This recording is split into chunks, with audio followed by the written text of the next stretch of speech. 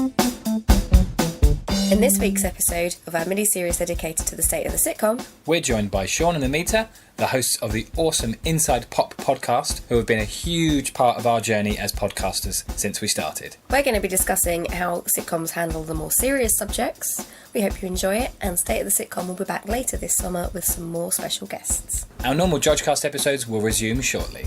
With a twist.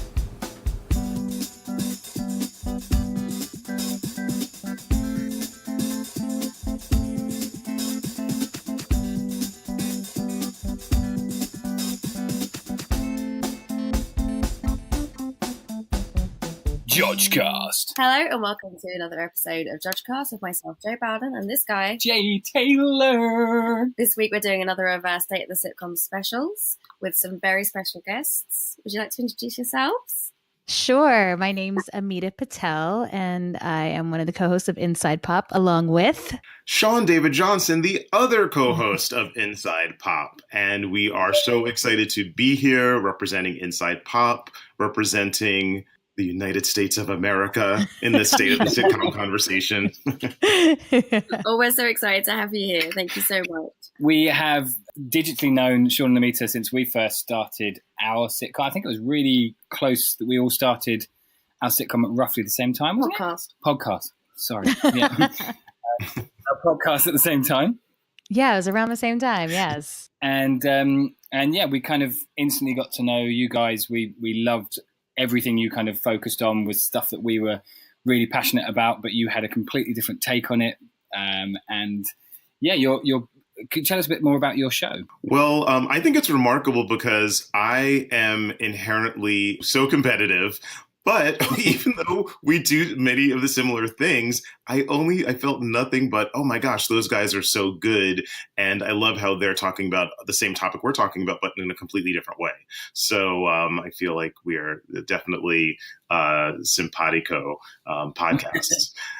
Yeah, and we're very similar to you guys. We talk about whatever pop culture is moving us every single week. So everything from TV, film, music, lots of music.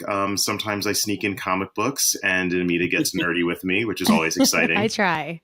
Exactly. Yeah, and I mean, you guys do weekly, which is I always am amazed at. You constantly are out there on the fronts.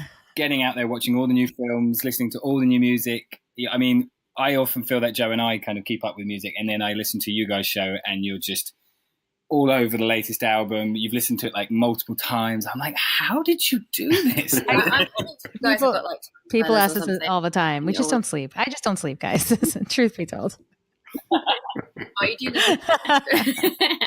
And so, why is it called Inside Pop? I mean, obviously, I know, but Sure. We're called Inside Pop because we are both actually television producers. So we have been working within the world of pop culture for our careers, but we also are members of the Producers Guild and are able to get access to different events like Tribeca Film Festival. And we just went to the Vulture Festival, and we're able to give an insider's perspective on the world of pop culture because of our background in television, but also because our love of pop culture. It's a little bit of a 1-2 punch. I find it really interesting. In one of your recent episodes, you covered the whole cancellation period, and I'd never heard that kind of.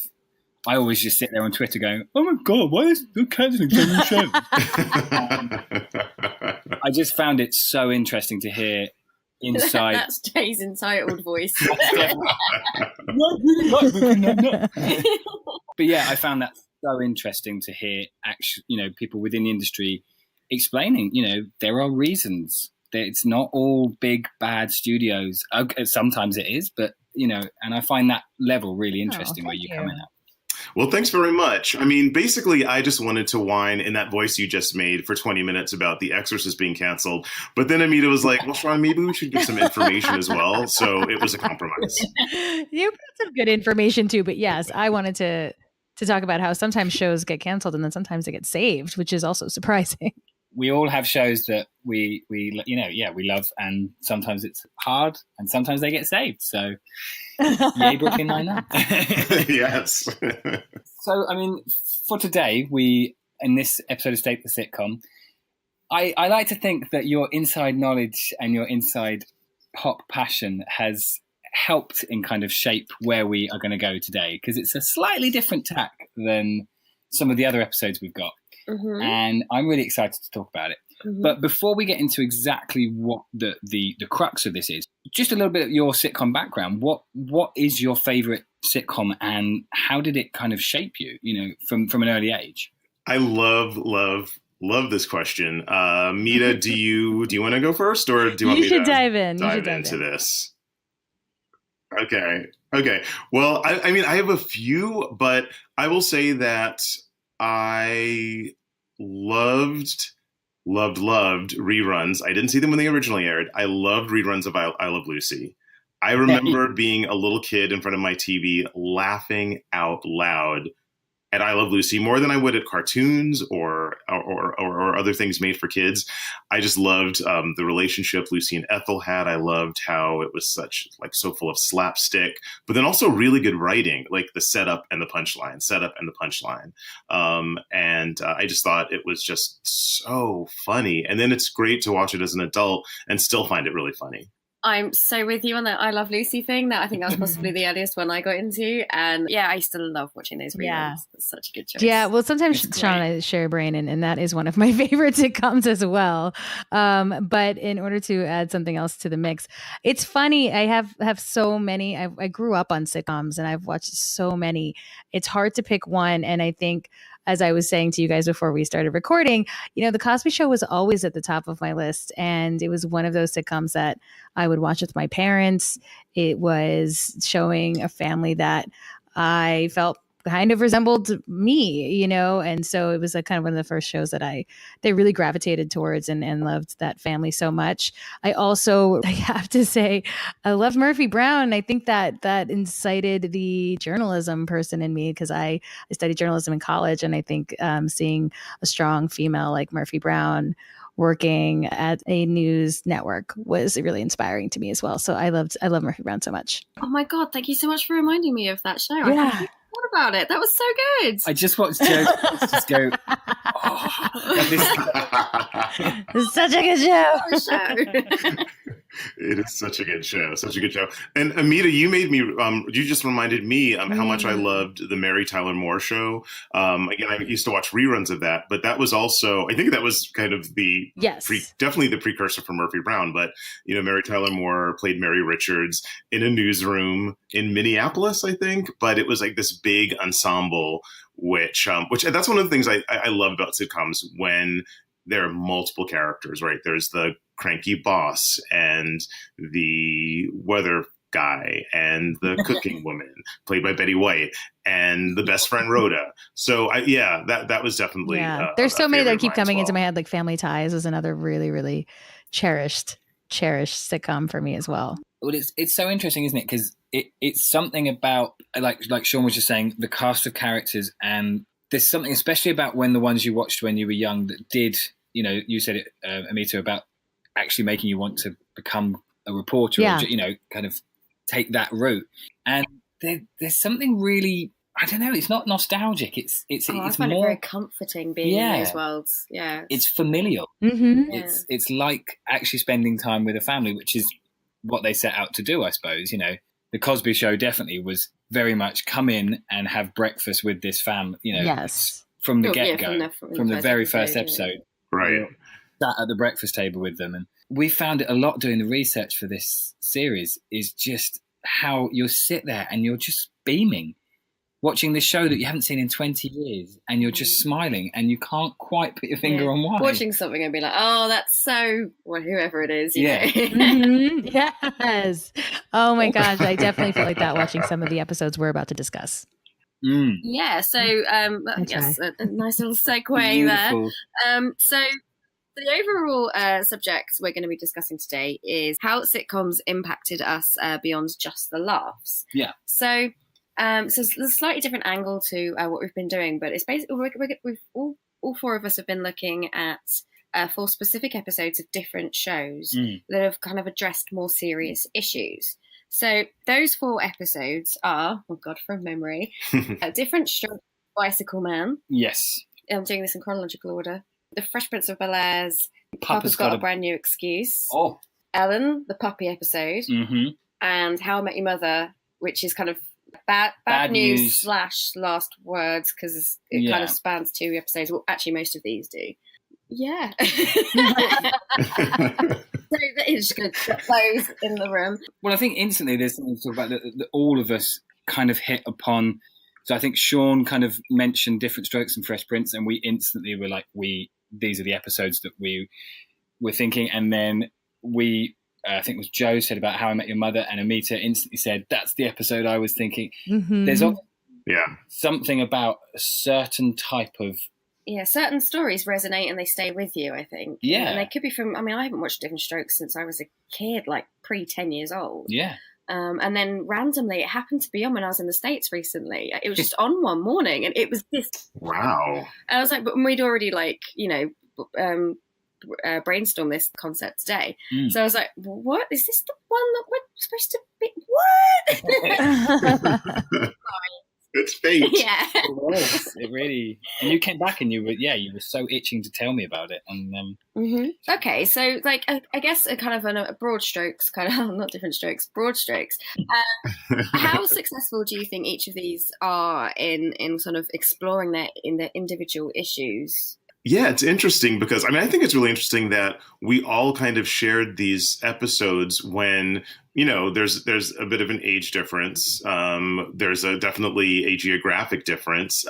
But all of these episodes kind of are kind of floating around in our heads in some ways. I think that's really interesting. And I was really surprised. I mean, I rewatched the Diff'rent Strokes episode, for example, and you know, I'll say that the writing, the comedy writing in Diff'rent Strokes doesn't feel as sophisticated as the writing on some of the other sitcoms we're going to talk about, or some of my favorite sitcoms today. But there was something, just like the sense of dread and stress and tension that I had from the beginning of that episode, kind of knowing where it was leading.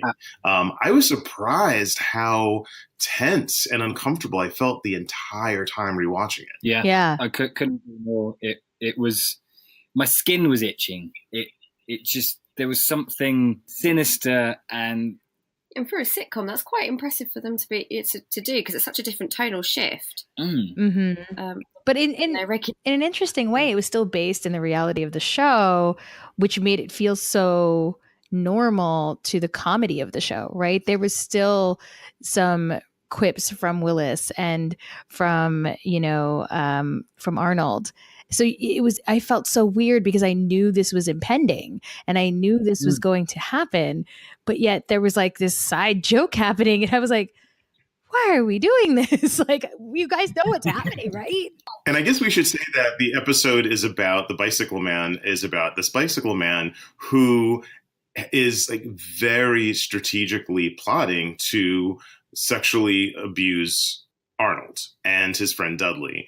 And the episode begins with Conrad Bain, the dad, be like kind of, you know, breaking the fourth wall and looking into the camera and saying, you know, shit's about to get real, audience. We're going to deal with a very serious topic. Yep. Please gather your children and get ready to talk to them about it. So like right there, it's like, okay, guess what? It's going to be serious. Right. Yeah. What I also was interesting to me was when I watched it, there was this very serious message. And then it went straight into the theme song, which is like this really poppy, fun song that makes you tap your toes. It's like, the world don't move. And you're like, hey, what's happening? It's supposed to be a serious episode. Yeah, actually, there were quite a few like jarring shifts in that way. Of like 1 minute, like Arnold's dealing with the idea of like his best friend is being left with this predator. And then suddenly he's like, oh, I'm still going to get my bike though, right? Yeah. And like, Right. I'm going to steal this cake. And it's just like weird things that were just like, okay. I understand that the writers were thinking, we've got to still keep this as a comedy show, but we've got something. I don't know what prompted this episode in the first place. Because I think, is it the first of the, because they did quite a few like of these, God, that's my Kent accent, quite a few of these like serious episodes to cover different issues. Yeah, Diff'rent Strokes did, Yeah, and I wonder sort of what prompted culturally at the time that made them go, this is something we need to deal with in this show, because it's quite odd, I think, to suddenly do that. Well, they did a very big drugs one Yes. with Willis, which was very much centered around Nancy Reagan's say no to the whole campaign. So yeah, there must have been some kind of situation that prompted this, because it does feel very routine. The fact that he does do that intro and then the whole ending, which is sat there with the police officer essentially talking to Arnold, but pretty much turning and talking to all the children in America and saying, right, you must talk to, and it's quite instructive, isn't it? Yeah, it does feel like an instructional video at some points. It's a bit like those theatre groups that come to your school when you're a teenager. Yeah. And then they give a lot of really great, just like they hit a lot of great points at the end of that. I mean, I was actually surprised, but also impressed that they, had, I think Willis asked, or somebody asked, like, well, does this mean he's gay? And he's like, no, that doesn't, let me clarify that. It doesn't mean that he's gay. The fact that they touched on that in 70? I think it was 1983. I think this episode came out. That was quite progressive. I felt. That's the kind of thing that was normally talked about on television at the time. Because I was a little bit like going into it. Oh, how are they going to do it? What are they going to say? What am I going to see on this that I'm going to not be happy about seeing in 2018? I was like, actually, considering the age of it, it's handled quite well. I think, despite the moments where like the audience is laughing at kids watching pornographic cartoons. Right. Yeah. The laugh track, or if it was live studio, and then some of the lines where they like, it just off the cover, like Booze Brothers, they were calling them Booze Brothers or something. And that was just like a little like made me wince a little. Yeah. Considering they've done drugs episodes, alcohol episodes, and also obviously what we know about what happened with a lot of the cast, and so that there's that kind of like, oh no. One interesting thing is that I think that like in one way I think it's interesting that it didn't pull punches, right? You actually saw like Dudley get his shirts taken off, and I mean I think they even do some things that they might not even do today if this situation was handled. I mean, you see this guy making physical contact with Arnold, and Dudley touching them, and they're riding on his shoulders, and that's really upsetting. But I think in some ways they do pull punches. For example, Dudley's the one who gets the most victimized, not the star of the show Arnold. I think if it had happened to Arnold, that would have been an even a bigger impact. And this is one point I wanted to bring up about sitcoms. I think that if it happened to Arnold, you'd still be thinking about it the next episode, where since it happened to Dudley, you can start the next episode kind of fresh.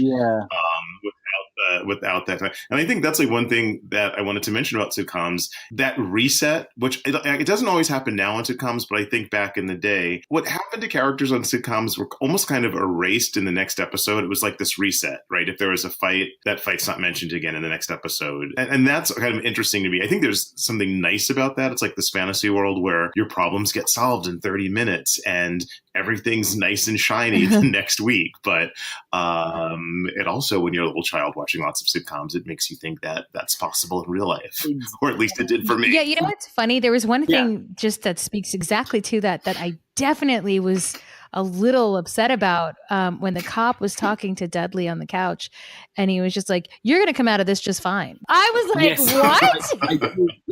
You're going to be in therapy?" Because it went quite far, like it wasn't just sort of one incident. Like there's quite a lot of steps that guy went through very quickly. That's going to stick with him. I mean, just alone that he gave them wine, and then when Dudley admitted that he gave him a pill, like, don't say you're going to come out of this just fine. Like he was trying to like relegate that this wasn't as bad as something else I might have seen as a cop. That doesn't matter. Let's just sweep this under the carpet. We'll deal with that in therapy when you're in your 20s. It's the Diff'rent Strokes way. Just let them finish the show, and then Well, they just need to make sure that Dudley could appear in future episodes and wasn't completely traumatized. Exactly. And the reset thing, I'm thinking cynically here, but I'm guessing is kind of also a way for the show to be accessible to people no matter at what point they enter the storyline, so that it's always, it's always on. Yeah, you don't have to watch the whole. But I like what you said, like Sean, about like that undertone of feeling like it's possible to get there, like to that point. It won't touch you as such, but that's also it's kind of misleading, isn't it? Really, it's so yeah. It's very interesting looking in context with the other three. So the other three sitcoms, which were very different ages. So as you said, this was the early 80s, a very traditional sitcom, Diff'rent Strokes. Then the Papa's Got a Brand New Excuse episode of Fresh Prince, which I can't describe it. You have to describe it. Don't do it. I was in floods. Oh my God, it made me cry again. It did. I don't know what it does to me. Jay only has to describe it, and he's got tears in his eyes. It really affected you watching it, and I'm not trying to take the piss out of it. I hope that you don't feel exploited here. I'm just. It's resonated so deeply with you, and it's not like that's your situation in any way, shape, or form. Me either, but somehow it made me cry as well. I feel you, Jay. I do. Thank you. We've definitely got a connection. Yeah. Tears at Will Smith. Yeah. I just turned to Joe this morning with tears down my face. Just going, It's a really affecting episode. It's very different to the other one, which I'll just touch on very briefly. So the Fresh Prince episode, it's, I think, quite late, season 6 it was? No, season 6. His dad comes back into his life for literally an episode. It is so quick. I thought whereas the rest of these are mostly 2 parts. Yeah, he comes back in, Will deals with it, then starts to fall for the idea of having a father again, and then is left by his abandoning father again. It's a very, very impactful episode, and the amount they pack into 22 minutes is quite astounding. I felt there's such an arc in there. Yeah, it was really cleverly done. So yeah, the Fresh Prince one. Why do you feel that is, like, watching it back then and watching it today? I genuinely thought I'd watch these episodes and would kind of be able to look at them in a really critical eye. And we've already said the Diff'rent Strokes one had an impact on all of us. It was really difficult watching. It was visceral. And then we've obviously had the same thing with the Fresh Prince. So, I mean, can you speak to any of this, or you saw it when it was originally aired as well? You know what? I can't remember what I originally felt when I watched this. I'm just losing my memory. It's terrible because I definitely was faithful to the show, and I can't remember this one. But you know what? And I hate to divert. I think it's because in the following season, there was the episode Bullets Over Bel Air where they were held up at the ATM machine. And that I have a clear memory about. So I think maybe that kind of just overshadowed this. Yeah, that's the Fresh Prince memory that sort of stays with you. Kind of thing. It is, isn't it? And it's what, how powerful they are, and especially a show like that, which I don't know, it'd be really interesting to hear from you guys as Americans, because over here it was tea time, 6:00 in the afternoon. It was put on basically for kids when they were having their tea, kind of dinner time. Kind of thing. And for a lot of people, it seemed to be just this kind of throwaway sitcom, because there didn't seem to be that many episodes where things were happening.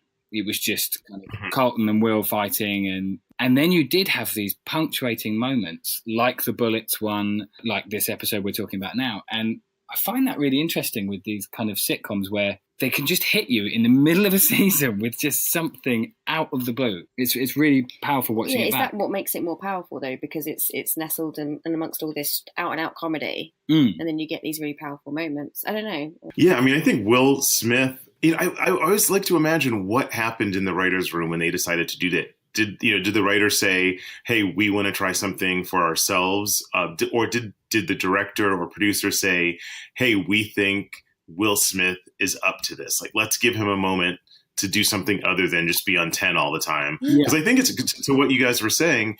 It pretty much was the same show every week. A delightful, entertaining show. But Will Smith was not giving you a nuanced, subtle performance. Right. He was big and broad and lovable and entertaining. And this is just like, I think, maybe like the first moment that he showed you that he could be an actual actor. And that's definitely, I think for me, definitely that's what stands out. That performance in those last 4 minutes of the show are remarkable. Absolutely. The way that all those emotions that he travels through, it's quite guttural, but it's amazing to watch somebody perform that. Yeah. I felt the same exact way watching him perform it when I watched this episode again. I was like, oh my gosh, like I remember, this scene was really emotional, but then hearing him go through every single emotion and then getting to that point where he broke down. Oh my gosh, I'm going to start to cry again, Jay. And I think it's really interesting touching on what you said about Diff'rent Strokes, Amita. There is, after a certain point in this episode of Fresh Prince, I think it's pretty much when Lou comes back to say that he can't, there are no laughs. Yes. There are no jokes. There are no Jeffrey asides. It is just serious, emotional dialogue. And I found that really interesting because none of the other ones, all of the other examples we'll talk about, have jokes all the way through. And I thought that was really interesting. And I think it happens in the Bullets Over Bel Air as well. I think they really stop for a moment and take on the emotion and the power of what's happening. And it's quite rare for a sitcom show. I think most of them keep the tongue-in-cheek, the little asides, and the character beats. And it's very rare for them to actually, kind of let it ride out as a dramatic... It's definitely the only one of these 4 examples that for sure goes full-out drama. I love that observation because it really does. I mean, that could be a whole conversation talking about laugh track versus non-laugh track or audience, live studio audience. And, basically cluing the TV viewer into, okay, now either now's the time for you to laugh in case you didn't know, or people are laughing with you, right? Like you're part of this communal experience. But that's really interesting. The absence of that is really powerful. And maybe that's also sending a message. This isn't a laughing matter. You're not hearing anyone else laugh. You're not laughing either. Yeah. But how effective is it to have these things in comedy? Is it the right thing when you're in a resettable situation that people are used to going back every week? Is it the right place to talk about child molestation? Is it the right place to kind of highlight abandonment issues and stuff? And then I would be interested in talking about that resetting. So the very next episode of Fresh Prince, I wonder, was there any mention? Was Will a little bit sad? Or was it just back to, Carlton doing his dance and Jeffrey throwing shade? Like, what was happening? Exactly. And I think, interesting, because I think I sit on both sides of the fence. Sometimes I'm like, no, it's not. We should be looking at these as very serious things. But then I remember being a child and you don't want to watch serious. Yeah. Right. Quite often you weren't watching things in a linear order because a lot of these shows would be on every single day. Yeah. And so you're kind of consuming every other episode or every few. So actually it kind of, it would have been difficult to follow.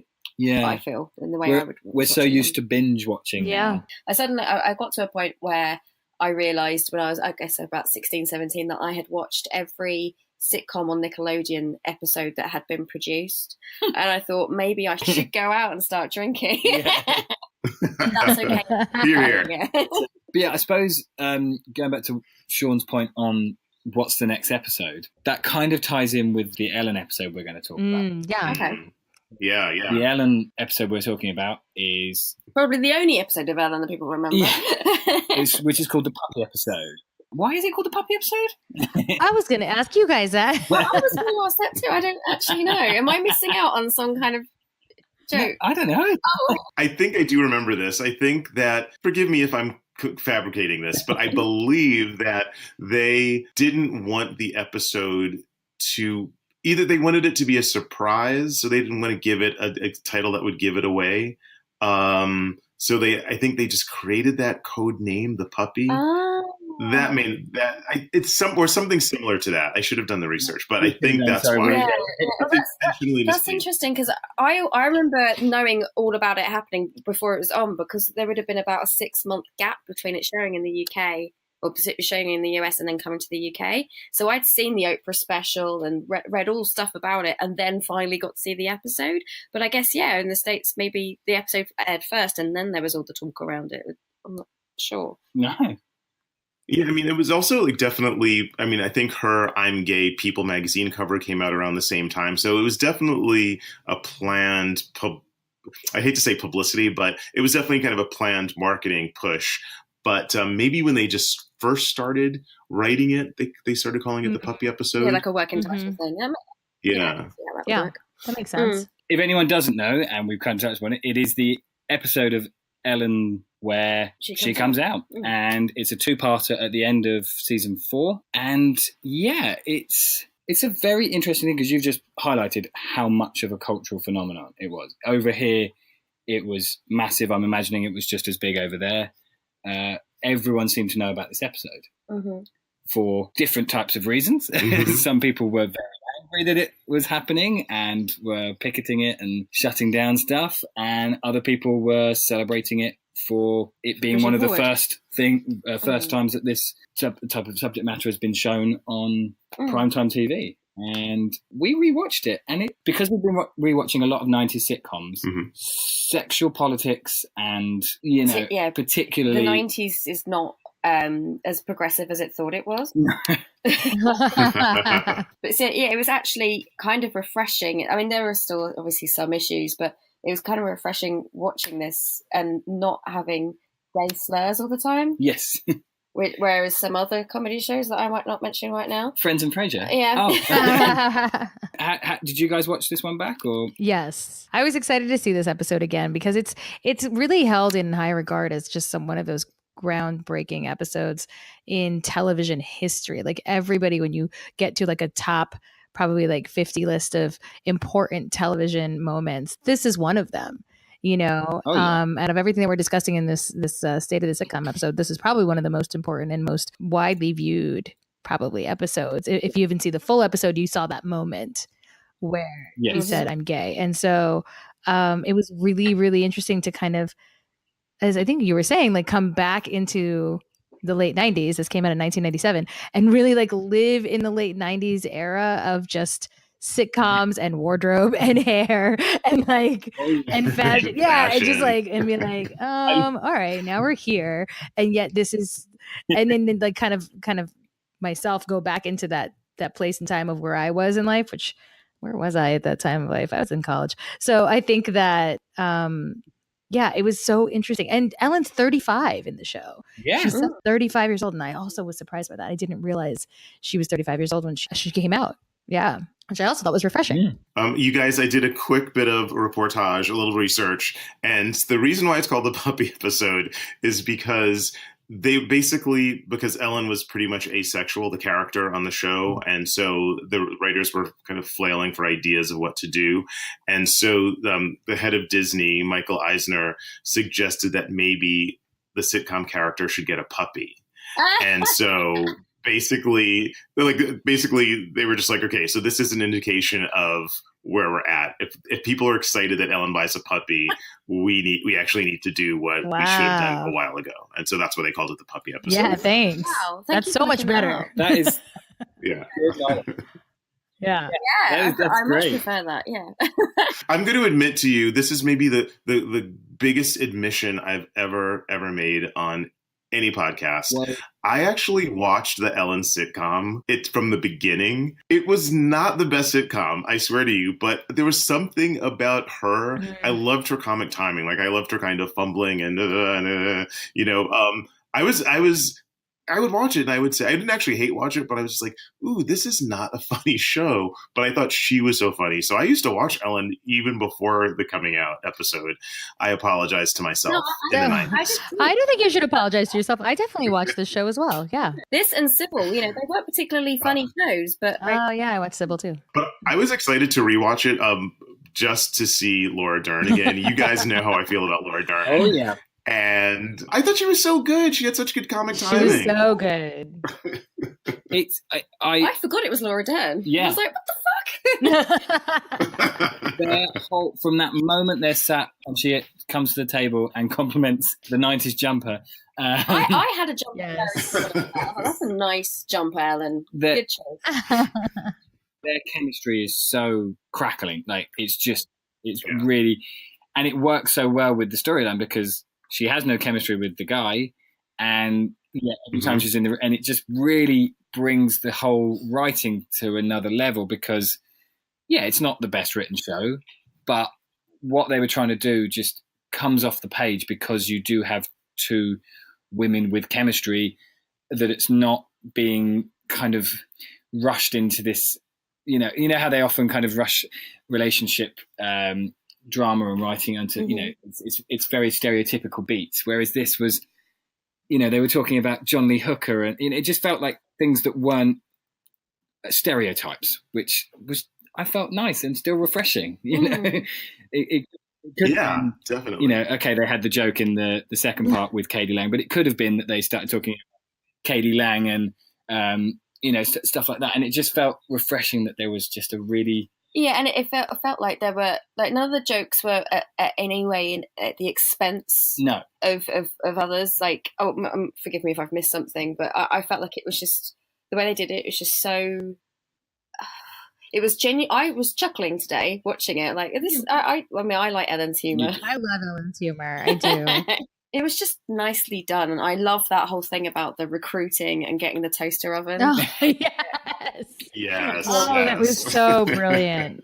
Again, that was the thing is, I think the fact that they pointed fun at some people's reactions that you see in everyday life. I think they really did both sides of it. I remember it bothered me then, and I was an angry young man, but it still confounds me a little bit today why she never uses the phrase lesbian. She always says gay. And I have a vague memory of reading Ellen back then saying that she just didn't like the word lesbian, and so she says I'm gay, you know, on the cover of People magazine as well. And so it is interesting. We started this conversation with you guys talking about, or was this offline where we were talking about people? Well, you talked about this in a previous podcast episode. People not necessarily being their characters, right? Bill Cosby wasn't Heathcliff Huxtable. Mm-hmm. Ellen was not Ellen, but also very similar to Ellen, right? Like that character doesn't use the word lesbian, neither does the actress and producer who plays her. So that was interesting. It was really interesting. And I mean, this one, it feels very different to the other ones, which were dealing with wider kind of issues. I don't know Will Smith's situation, but I don't believe I know of anything about his abandonment, you know. Yeah, I don't think it was, Whereas this one is someone dealing, and she was a writer on the show, wasn't she? I think she co-wrote this episode. Yeah. So it does feel like it's got an element of her DNA. Right. And I just found that really interesting. And this one, it really feels like it's got a personal DNA in this. Yes, this is the first time I remember actually the being around and like seeing the cultural the discussion happening around it. Whereas with the Fresh Prince, I was a little bit too young for that, and for Diff'rent Strokes too. So I don't know exactly what it was, but this one felt like the first time this was like a big deal that a sitcom was massively impacting culture. It was a touch point for a lot of people that hadn't seen themselves represented. And you know, you talk about this a lot on your podcast, Sean and Amita. When you see yourself represented, or someone that looks like you represented, or someone that is similar to you represented on screen, it's huge. Yeah, it is. It's so powerful. And it's powerful. It's really interesting that it was this kind of, as Sean put it, not that funny sitcom. Really amazing thing for thousands and thousands of people around the world. And I remember, was it last year? They did the 20th anniversary celebration of the episode happening on Ellen's talk show. Yeah. You suddenly sound like the biggest Ellen fan in the world. I just realized, just listening to myself, like, what are you doing? Well, I think some of the interesting research I did around this one was the amount of companies that pulled out advertising from this show because they didn't want their adverts shown on an episode that covered topics like this. Then you had Laura Dern couldn't get work, she said, for up to, I think it was 1.5 to 2 years after this. That's so ridiculous. Because that's crazy and ridiculous. Crazy. And then the show getting cancelled, the season later. And it just feels like, wow, for it to do so much and then be confronted, unfortunately, with so much of the backlash that you would have hoped we would pass. But obviously, you know, whenever things like this happen, there's still that outrageous backlash. Right. You know? Still see even today. Same year that Black Panther comes out and does amazingly well. You've also Trump in the office, and as much as you can feel, wow, this is happening, and you get that really positive aspect of it. Mm-hmm. There is, unfortunately, the exposing of the underbelly as well. Yeah. Of what's behind. Yeah. Why that hasn't been shown. And I think it goes to show that, I mean, some people debate it. Does pop culture have any type of real effect on society? And I would say this is a great example of it does. I mean, that representation and the existence of that gay character was enough to anger and scare some advertisers and some casting directors. And I mean, it was a powerful, powerful thing for a sitcom to do. It may not have, even if it didn't change minds, if it didn't bring acceptance of LGBTQ rights and it brought awareness, which I think back in the 90s was a really necessary step that needed to be taken. Yeah, I think it opened a door. Or for a very specific type of homosexuality on screen. Yes, it is a very specific. Yes. But that's what sitcoms do so well, is stereotypes. Exactly. That's true. Well, so our fourth example is more recent, but actually thinking about it, it's not that recent. It's about 10 years old now. It's How I Met Your Mother. So this is the episode where Marshall's father dies, and it's the fallout of that, trying to sort of cope with that and sort of dealing with what was the last thing you said to your parents, essentially. Yeah. Is what it comes down. In Marshall's case, it's because his father has died, but for the rest of them, it's like, what was the last conversation I had? And it for me, I found it quite thought-provoking. Amita, you raised this one as one that instantly popped to your mind. Yeah, it's one of those episodes that I never forgot. Interestingly enough, I'd been through something very similar with, unfortunately, a couple of very close friends of mine who lost their fathers suddenly and unexplained. And so therefore, this really touched me. And it really just hit kind of very personally. And that there's in the Last Words episode where all the friends are just kind of like, I feel useless. I don't know how to be there for my friend. Yeah. And, those feelings of trying to comfort someone in such a time of need and trying and them using that vessel of humor to try to help their friend, because that's how they are with each other normally. And they're like, well, we could just try to be really good friends and make him laugh by showing him terrible viral videos. Maybe that'll help him laugh and help our friend. Right. It was something that definitely, I just didn't, I think it made me cry when I found that out, when Lily told Marshall. For sure. It was shock. It was definitely a shock. I of course, watching the episode now again, you're like, oh, they kind of dropped some hints and left some breadcrumbs throughout the episode. But when I watched it, I didn't see any of that, when I originally watched it. Yeah. Yeah, no, I had the same thing of like, what the hell? Where did that come from? Right. But now watching it, knowing it was happening, they had put the so much of stuff of his father in the bad news episode, and it was really interesting. I was like, oh, they're dropping so many hints right here, and I didn't even see them. And for Marshall's character as well, they'd always set it up as he'd had this really idyllic childhood and had this really close relationship. So, whereas the others have all got quite tense relationships. Yeah, so seeing him kind of deal with that is like, oh wow, like that's really hard. Like there's, it really, it was a big shock at the time. Interesting for me because I've never really watched How I Met Your Mother in the normal way I would a sitcom, where I get into it and I watch, a lot. I've seen odd episodes here and there, and I thought the episode did a lot of stuff well, but it's that interesting thing we talked about right at the top of this episode. You need that familial relationship with the sitcom. You need to feel and you just warm, don't have that. And I don't have that connection with them. I'm just kind of trying to work out what each of them, and I kind of warm to some of them and not to. And so I didn't have that real connection, but I can totally see how, this is season 6. Mm-hmm. You are totally immersed in these characters, for better or worse, because some of them are terrible people. Mm-hmm. Right. But isn't that interesting that the whole thing about sitcoms is they kind of make you start to like some of these people that you just go, they're fucking awful. It took me years to realise that I actually hate Ted. Yeah. Like, he's such a dick. He's so whiny. He's so hateable. He's so hateable. But at certain points you do warm to him, but despite yourself.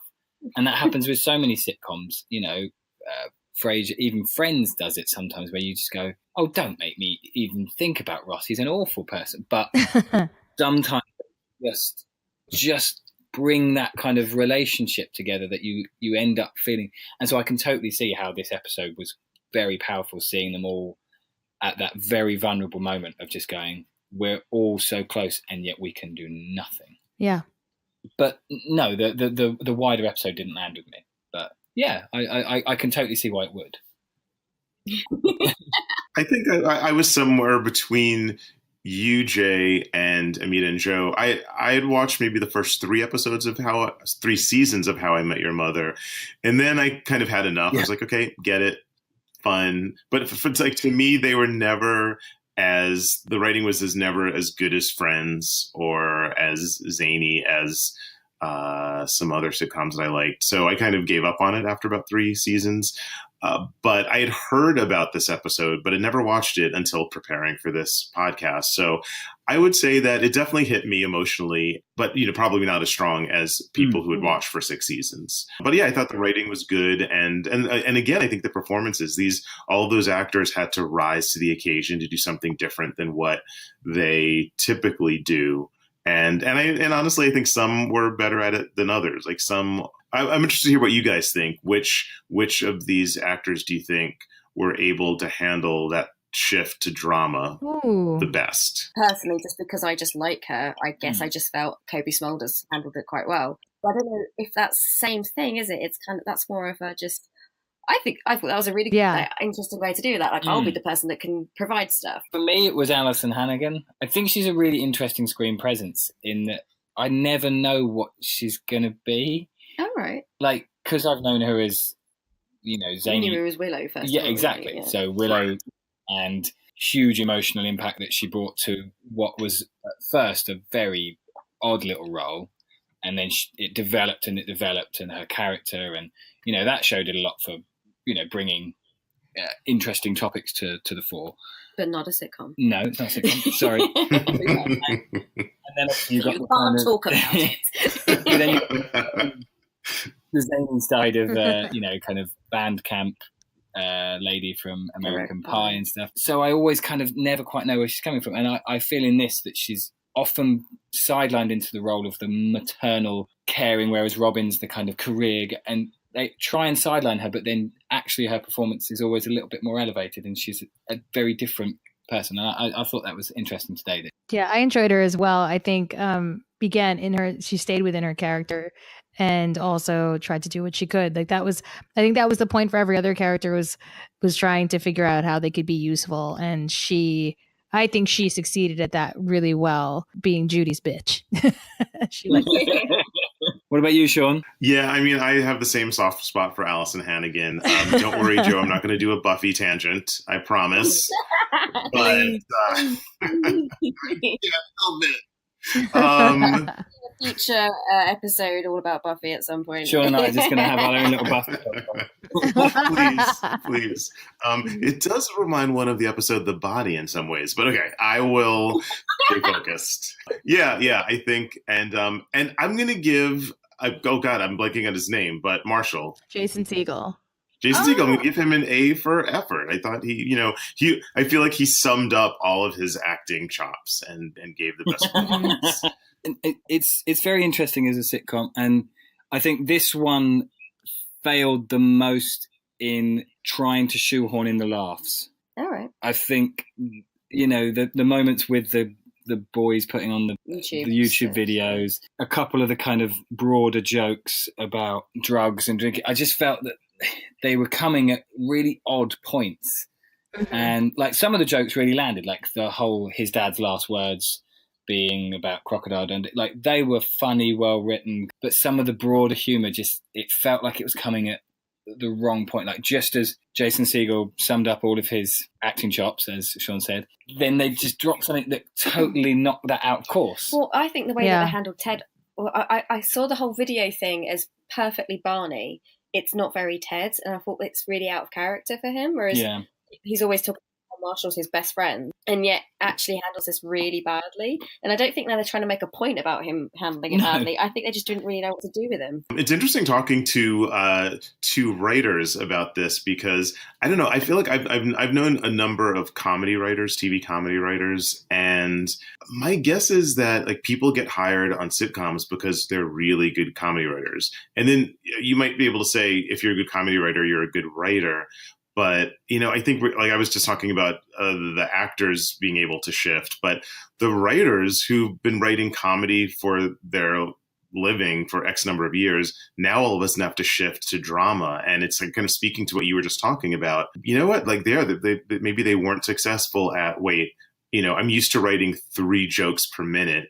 Wait, now I can't do that? Okay, but I'm going to put in 4 the next minute because I miss putting in those jokes, right? I think it's probably a challenge for them as well, a big challenge. Oh, massive! That's a really good point, actually. I remember reading in interviews how Eddie Izzard saying before that he thinks that if you can do comedy as an actor, then you can do drama because it's all about timing and stuff. So if you've got your chops in comedy, you'll be fine. But yeah, it's interesting actually. I've not actually thought about which way round that might work best as writers. Is it easier for you guys to write comedy or drama? I think we both to comedy, even in drama stuff. We'll try and lighten the mood because I think that's just the kind of people we are as well. Yeah, but I think this kind of shows that fine line of there are points where jokes can work, but it also depends on the type of humor. So if you're writing very traditional familial sitcom like the Diff'rent Strokes episode, then you get these kind of, I think there was a point right at the end of the episode where they're talking about a very serious subject. there are men like this out there doing this to children, and Arnold turns to the camera and goes, "I filled my guts," and I filled my guts. And it worked in the context of that show because that show was all about Arnold quipping those types of things. So it worked in the context of the show, but actually in the wider sense of writing, I think it's very in poor taste and easy. It's a very easy thing to just chuck in and not understand the broader sense of your script. Whereas this one, I think they kind of did in How I Met Your Mother, but then they would forget, and that's I think sometimes the worst thing is, like you said, about forgetting your character. And if you've set up this character of Ted as your lead and stuff, and then you just, for an episode, go, we don't know how to write him, you just, that's really difficult. And I think that's where it doesn't matter if you're writing comedy or drama, characters and interaction is so key. And motivation.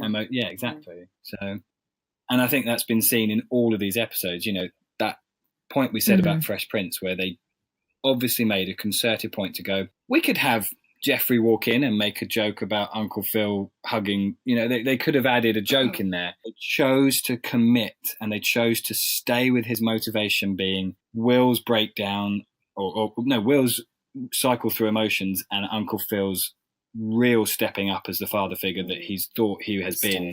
Yeah, I thought it's that type of commitment to writing that really comes across in whatever you're doing, whether it's drama or comedy. I think it's interesting that the one that the example we've been talking about that does it all in one episode is, for me, the standout of getting this across, of being able to portray exactly what's going on here with the characters. It's just so tight. It's so neatly written. Interesting that the others kind of all spread out. I don't think it's necessarily, double parters as should. Because that would be but I just found it interesting that that's the only one of these that I'm like, that really is very exquisitely done. Ooh, I use the word exquisite. Nice. Exquisite use of the word. Yeah, I think we've kind of touched on, why these sitcoms and why these moments are so powerful. I mean, apart from How I Met Your Mother, which is relatively modern, are there any other kind of modern sitcom moments that you felt exquisitely contemporary? Yeah. That you feel have had a similar kind of shock or impact on certain topics? I would say Sex in the City. Probably not a sitcom, but it was a half hour with a lot of laughs. But I mean, that's the first thing that I think of when I think about, it actually taught me stuff, right? Like I actually learned stuff about stuff. I learned things about women's sexuality, right? And that women can be, like real sexual beings / animals. And and love a good brunch. I learned a lot about women from Sex in the City. Sum this up so easily. Love a good brunch. Yes. But I don't. But you can call foul on that because I guess I don't know if it's a situation comedy, but there were situations. I don't know.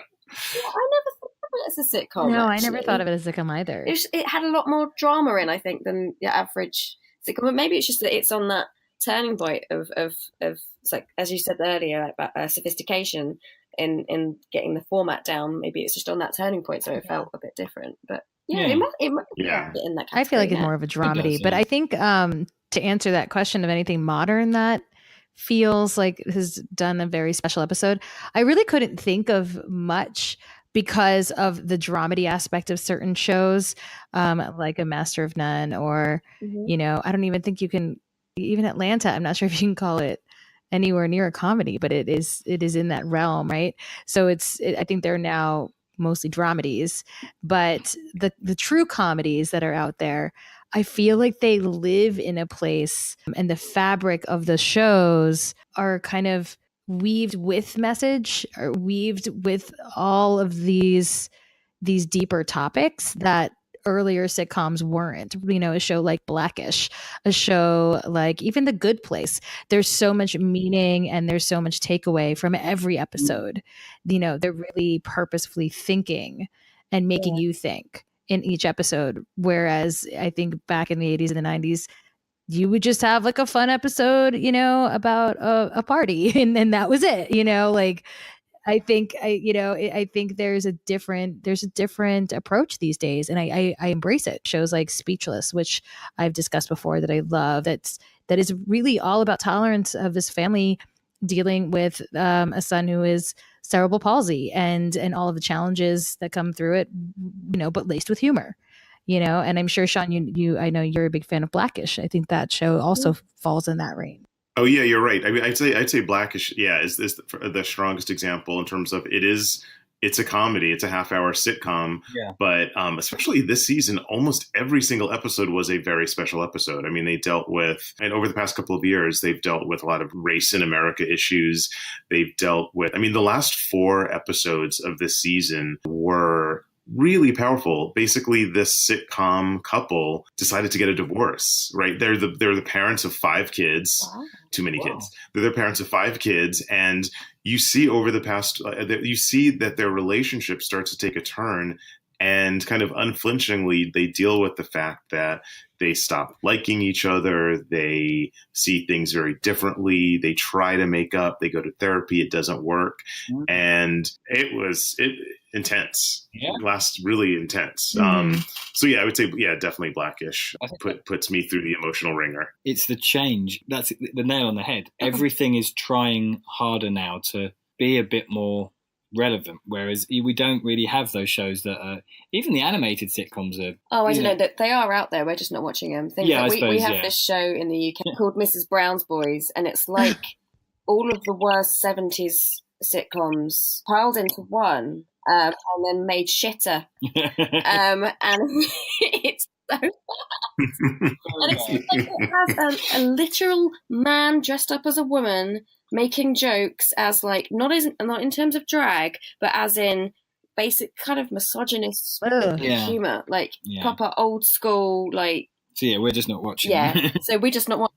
But some of them are still out there. They are still out there, but I think we're watching. And I think the things that are kind of getting obviously to things like the Emmys and stuff like that are of a different caliber, a different step above. And the whole thing's shifted. We've talked about it before, and I know you have. Where you do have things like Atlanta, Master of None, but they're not sitcoms. They're not kind of dramas that have a comedy, and even the stuff we're writing is far more in that vein of the dramedy. We have a point and a drama with cast of characters that has a comedic edge. Right. It's not coming in to a bar every week with a cast of characters and going, "Hey, what are we going to talk about?" Yeah. It's a totally different shift. Definitely. Yeah. I haven't seen Modern Family for a long while, but... No, and I've never seen Modern Family do something that serious. Right. Not that I can remember, no. Not one that's been out as, wow, that was really an emotional beat. Yeah, and you've kind of covered one of our points there, which is the issues that need to be tackled. And is anyone doing it? I think Sean definitely championed their Blackish. So if people haven't watched Blackish, get on it. It sounds very... that it takes it beyond just that kind of familial sitcom level and actually enhances the story going through it. Mm-hmm. Yeah, and then I think, listen, we all talk about it, how we've got a lot of issues that need attention. But then I wonder, maybe there are some issues that a sitcom should just I don't know. Maybe never say never, but I was about to say maybe there are some issues sitcoms shouldn't handle because leave it to the dramas or what have you. But I don't know. Maybe that's not fair. Maybe a sitcom should be able to try to deal with anything. I think it's a really fine line. Yeah, I'm trying to think of like the topic that a sitcom shouldn't handle, because I can think of all of the different topics that have been handled in the past: alcoholism, drug use, homophobia, and there's all these different things that have come through in these special episodes that have been discussed. Gun violence, like they've touched upon them, right?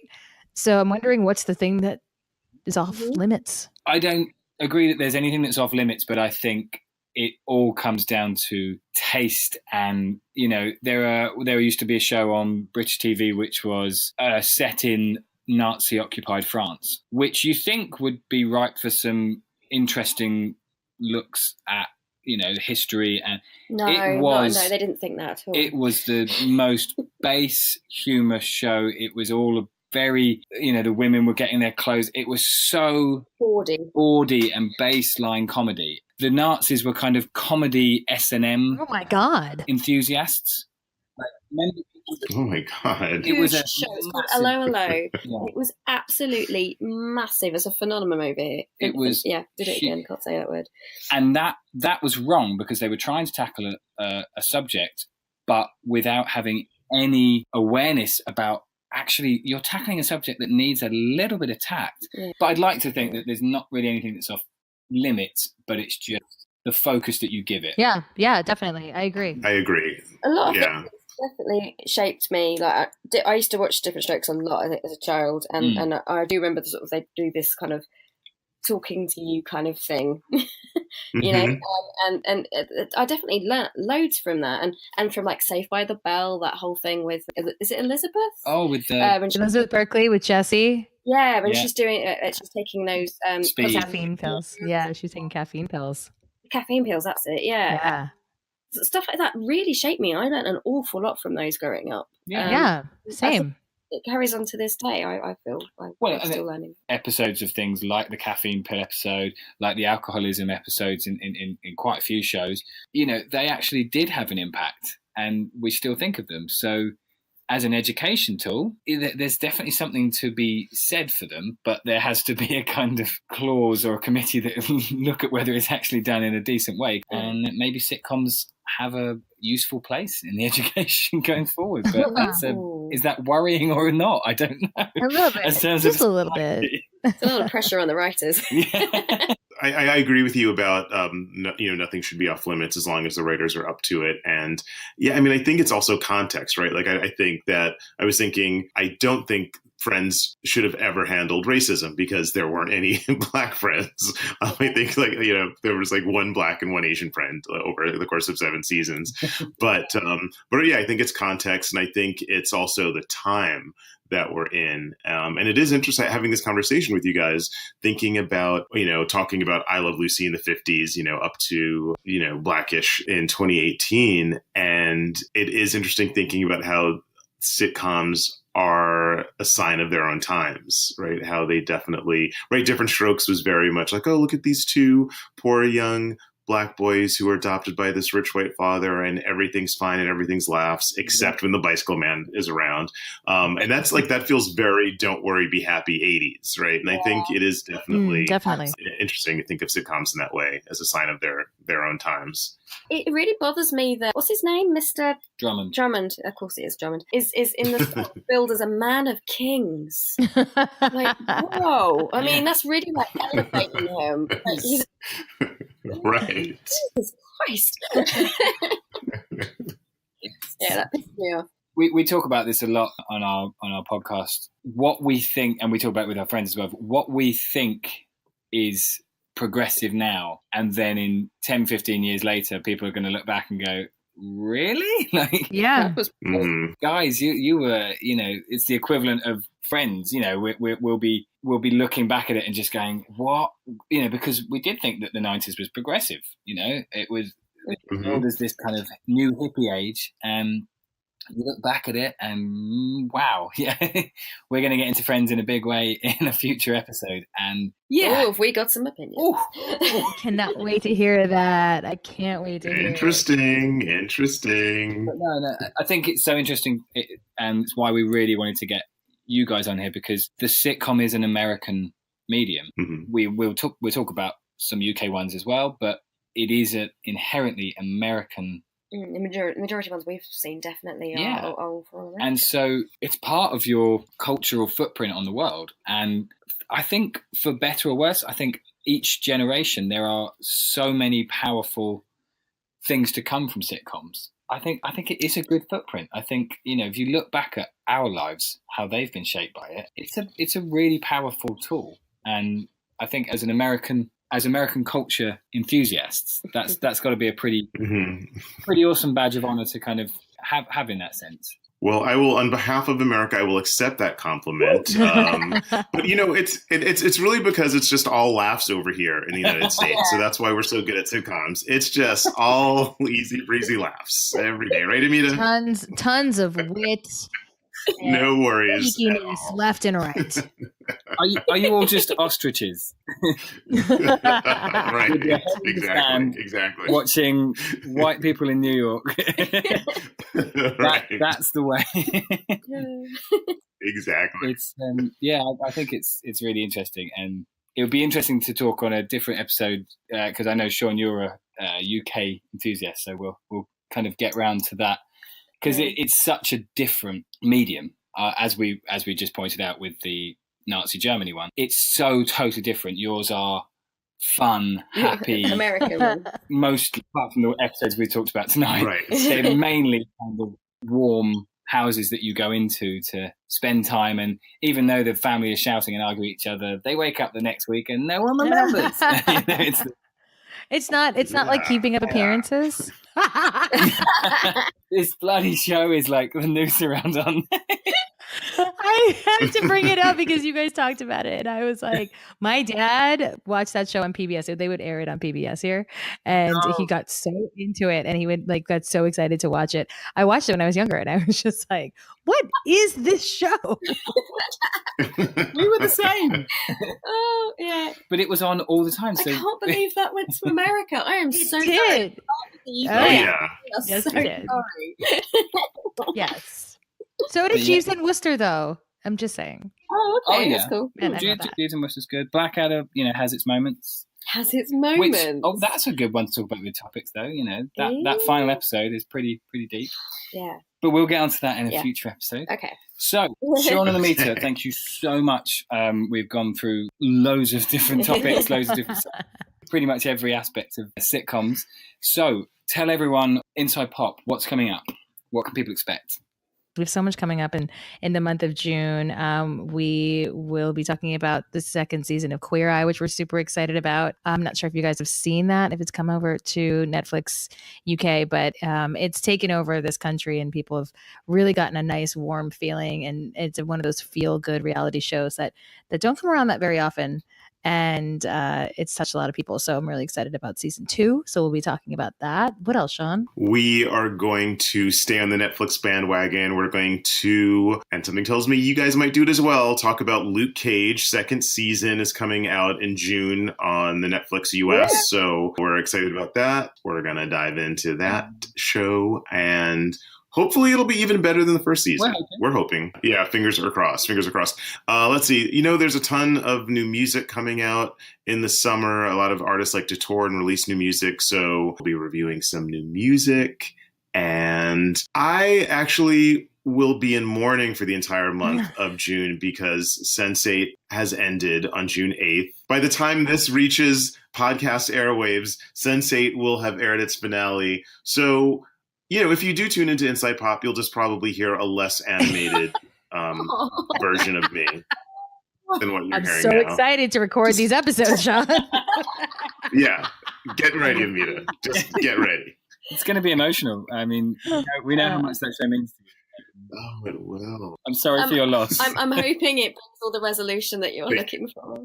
Maybe Maybe there'll be an episode of a sitcom that tackles the cancellation of Sense8 and the fallout of that for fans. So, you'll be able to watch it and go, those are my people. This is I hope so. I'll need that. I'll need it. Oh, gosh. But thank you two so much for having us on. This was an amazing, fun conversation. Thank you for really revolutionizing the state of the sitcom, because we really love this miniseries and we've had such a great response from it. And it's really fun to have people come with unique ideas on what they want to discuss. We love talking with people. We love talking about people that we know are so passionate about sitcoms and podcast and pop culture. So thank you so much for bringing this idea, and it's been amazing. Yeah. Thank you for putting together this series. I can't wait to see to listen to the rest of the episodes. Oh, well, thank you.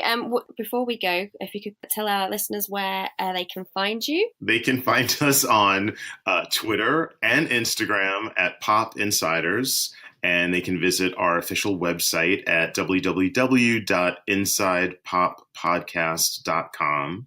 Where else, Amita? Well, you can just find us anywhere you find podcasts: iTunes, Stitcher, Overcast, Spotify. Anywhere you find podcasts, you can find us. And we are also extremely honored to be a part of the Maximum Fun Podcast Network. So you can go to MaximumFun.org and find us there, along with some other really awesome podcasts. We highly recommend it. Thanks, guys. Thanks so much for joining us. Thanks. Thank you.